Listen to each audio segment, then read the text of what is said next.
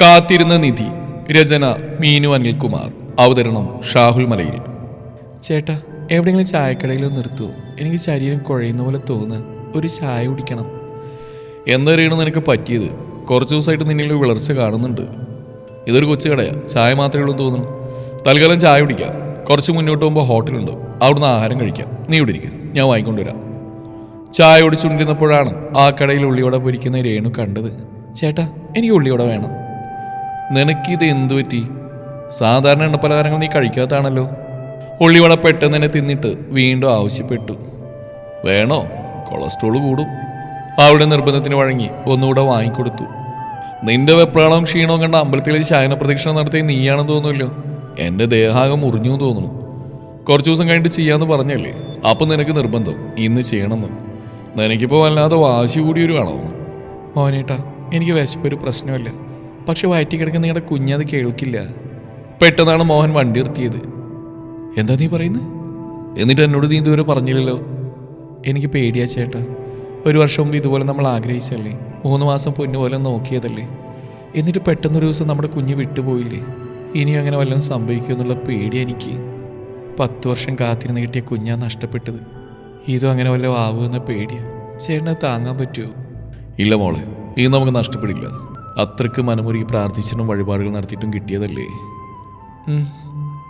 ചേട്ടാ, നമുക്കിതിപ്പോൾ ആരോടും പറയണ്ട. 3 മാസം കഴിയട്ടെ. പോകുന്ന വഴിക്ക് തന്നെ ഹോസ്പിറ്റൽ കയറി ഡോക്ടറെ കണ്ടു.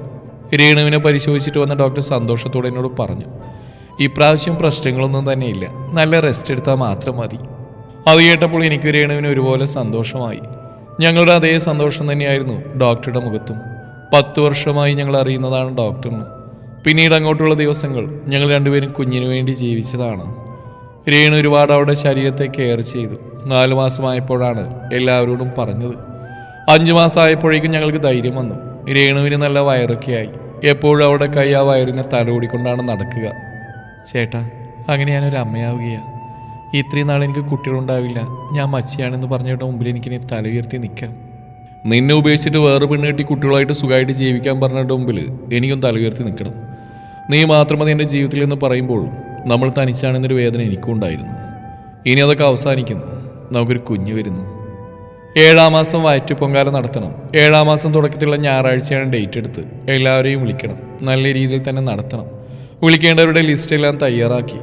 നല്ല ഉറക്കത്തിൽ കിടന്നപ്പോഴാണ് രേണുവിൻ്റെ കരച്ചിൽ കേട്ടത്. ഉറക്കത്തിൽ അവളുടെ വയറ്റിൽ തട്ടാതിരിക്കാൻ വേണ്ടി അന്നു മുതൽ താഴെ പാവിരിച്ചാണ് ഞാൻ കിടക്കാറ്. ചേട്ടാ, എനിക്ക് വല്ലാത്ത വയറുവേദന, സഹിക്കാൻ പറ്റുന്നില്ല. ഞാൻ ഉടനെ തന്നെ ഡോക്ടറെ വിളിച്ചു. എത്രയും പെട്ടെന്ന് ഹോസ്പിറ്റലിൽ കൊണ്ടുവരും, ഞാൻ അപ്പോഴേക്ക് എത്താം. അടുത്ത വീട്ടിൽ നിന്ന് സന്തോഷിനെയും കൂടി വിളിച്ച് ഞങ്ങൾ അവളെ ഹോസ്പിറ്റലിൽ എത്തിച്ചു. അപ്പോഴേക്കും ഡോക്ടർ എത്തി. എൻ്റെ ശരീരം കിടുകിട വിറക്കാൻ തുടങ്ങി. ഡോക്ടർ മുമ്പിൽ കൈകൂപ്പി നിന്ന് കരയുകയായിരുന്നു ഞാൻ. ഒന്നും ഉണ്ടാവില്ല, വിഷമിക്കണ്ട, ഞാൻ നോക്കട്ടെ. ഡോക്ടർ അകത്തേക്ക് പോയി. കുറച്ച് കഴിഞ്ഞ് ഞാൻ എന്നെ അകത്തേക്ക് വിളിച്ച് എൻ്റെ മുഖത്തേക്ക് നോക്കാതെ തന്നെ ഡോക്ടർ കാര്യങ്ങൾ പറഞ്ഞു. ഞങ്ങളുടെ കുഞ്ഞിൻ്റെ ജീവൻ നഷ്ടപ്പെട്ടു എന്ന്. എൻ്റെ തലയൊക്കെ കറങ്ങുന്ന പോലെ തോന്നി. എൻ്റെ ജീവനെടുത്തുകൂടായിരുന്നു ദൈവങ്ങളെ. ഞാൻ അറിയാതെ അലറിക്കരഞ്ഞു പോയി. എന്നെ അവിടെ കട്ടിൽ പിടിച്ചിരുത്തി ആശ്വസിപ്പിക്കാൻ ശ്രമിച്ചുവെങ്കിലും അതൊന്നും എനിക്ക് കേൾക്കാൻ കൂടി പറ്റുന്നുണ്ടായിരുന്നില്ല. ആരും എനിക്കൊരു ഗ്ലാസ് വെള്ളം കൊണ്ട് തന്നു. അത് കുടിച്ചതിന് ശേഷമാണ് ബാക്കി കാര്യങ്ങൾ ഞാൻ കേട്ടത്. മുൻപത്തെ പോലെ ഇത് അബോർഷൻ ചെയ്യാൻ പറ്റില്ല. കുഞ്ഞിന് 6 മാസം വളർച്ചയെത്തിയതിനാൽ ഡെലിവറി നടത്തിയേ പറ്റൂ. ദൈവമേ, എന്തൊരു പരീക്ഷണമാണിത്. കുഞ്ഞ് നഷ്ടപ്പെട്ടു കൂടാതെ അവളിനി പ്രസവവേദന അനുഭവിക്കണം. അല്ലാതെ വേറെ മാർഗങ്ങളില്ല മോഹനൻ. താമസിച്ചാൽ അത് രേണുവിൻ്റെ ജീവൻ അപകടമാണ്. എന്തു വേണമെങ്കിലും ചെയ്തോ ഡോക്ടർ, പക്ഷേ അവളെങ്കിലും എനിക്ക് ജീവനോടെ തരണം. വേദന വരാനുള്ള മരുന്ന് ചെയ്ത് അതിനുശേഷം അവളെ പ്രസവ റൂമിലേക്ക് കൊണ്ടുപോയി. നിസ്സഹായനായി ഞാൻ അവിടെ നോക്കി നിന്നു. എന്നെ കണ്ടിട്ട് അവൾ നോക്കുക പോലും ചെയ്യാതെ കണ്ണുകൾ അടച്ചു പിടിച്ചു. ഒരു സ്ത്രീയുടെ ഏറ്റവും വലിയ വേദന പ്രസവ വേദനയാണെന്ന് പറഞ്ഞു കേട്ടിട്ടുണ്ട്. അത്രയും വേദന സഹിച്ചുകൊണ്ട് പ്രസവിച്ചിട്ട് ആ കുഞ്ഞിൻ്റെ മുഖം കാണുമ്പോൾ ആ വേദനകൾ മറക്കാറുണ്ട്. പക്ഷെ ആ വേദനകളെല്ലാം സഹിച്ച് രേണു പ്രസവിച്ചു കഴിഞ്ഞാൽ അവൾക്ക് കാണിച്ചു കൊടുക്കാൻ ജീവനോടെ ഒരു കുഞ്ഞുണ്ടാവില്ല എന്ന് പറഞ്ഞാണ് അവളെ ആശ്വസിപ്പിക്കുക. കുറച്ച് കഴിഞ്ഞൊരു സിസ്റ്റർ വന്നെല്ലാം കഴിഞ്ഞു എന്ന് പറഞ്ഞു. ഞങ്ങളുടെ കുഞ്ഞ് അവിടെയുണ്ട്. എനിക്കൊന്ന് കാണാൻ കഴിയുമോ? ഇല്ല സർ, അങ്ങനെ കാണാൻ പറ്റില്ല. എൻ്റെ കുഞ്ഞിനെ എനിക്ക് വേണം. അതിൻ്റെ കർമ്മങ്ങളെല്ലാം എനിക്ക് ചെയ്യണം. എൻ്റെ വീട്ടിൽ തന്നെ അടക്കണം. അത് കേട്ടുകൊണ്ടാണ് സന്തോഷം അടുത്തേക്ക് വന്നത്. ചേട്ടൻ എന്തൊക്കെയാണ് ഈ പറയുന്നത്? അന്ത്യകർമ്മങ്ങൾ വേണമെങ്കിൽ നമുക്ക് ചെയ്യാം, ഇവിടെ അടുത്ത ശ്മശാനത്തിൽ. വീട്ടിൽ വേണ്ട, അതൊരിക്കലും നിങ്ങൾക്ക് സഹിക്കാൻ പറ്റില്ല. അത് കാണുമ്പോഴുള്ള ചേച്ചിയുടെ അവസ്ഥ ഒന്ന് ആലോചിച്ച് നോക്ക്. ചേച്ചി ഒരിക്കലും നോർമലാവില്ല. അവൻ പറയുന്നതിലും കാര്യമുണ്ടെന്ന് തോന്നി. കുറച്ച് കഴിഞ്ഞപ്പോൾ ഒരാൾ കൊണ്ടുവന്നു വെള്ളത്തുണിയിൽ പൊതിഞ്ഞ കുഞ്ഞിൻ്റെ ശരീരം അതിൻ്റെ കൈകളിലേക്ക് വെച്ച് തന്നു. അത് ഏറ്റുവാങ്ങുമ്പോൾ എൻ്റെ കൈകൾ വിറക്കുന്നുണ്ടായിരുന്നു, കണ്ണുകൾ നിറഞ്ഞൊഴുകുന്നുണ്ടായിരുന്നു. കുഞ്ഞിനെ കയ്യിൽ ഏറ്റുവാങ്ങുന്ന സ്വപ്നം കണ്ട ദിവസങ്ങളായിരുന്നു. ടൗലിൽ പൊതിഞ്ഞ് നേഴ്സിൻ്റെ കയ്യിലേക്ക് കൊണ്ടിരുന്ന ഞങ്ങളുടെ കുഞ്ഞിനെ, എൻ്റെ കയ്യിലിരുന്ന് ഞെളിവിരി കൊള്ളുന്ന കുഞ്ഞിനെ. എന്നാൽ ഇപ്പോഴും കുഞ്ഞിനെ ഞാൻ തന്നെ ഏറ്റുവാങ്ങണമെന്നുള്ളത് അവളുടെ നിർബന്ധമായിരുന്നു. ഇപ്പോഴും ഞാൻ തന്നെയാണ് ഏറ്റുവാങ്ങിയത്. കുഞ്ഞിനെ നെഞ്ചോട് ചേർത്ത് പിടിച്ചുകൊണ്ടാണ് വണ്ടിയിലിരുന്നത്. ഒരന്തവുമില്ലാത്ത ചിന്തയിലെന്ന പോലെ ഞാൻ ആഗ്രഹിച്ചു, ആശിച്ചു എൻ്റെ നെഞ്ചത്തിരിക്കുന്ന കുഞ്ഞൊന്ന് അനങ്ങിയിരുന്നെങ്കിലെന്ന്. ഇടയ്ക്ക് സന്തോഷ് കയ്യിൽ പിടിച്ച് ആശ്വസിപ്പിക്കുന്നുണ്ടായിരുന്നു. സങ്കടം സഹിക്കാതെ വരുമ്പോൾ ഞാൻ അവൻ്റെ കയ്യിൽ അമർത്തി പിടിക്കുന്നുണ്ടായിരുന്നു. എന്തിനാണ് ദൈവങ്ങൾ ഞങ്ങളോട് ഇങ്ങനെ ചെയ്ത്? തരാതിരുന്നാൽ പോരായിരുന്നു.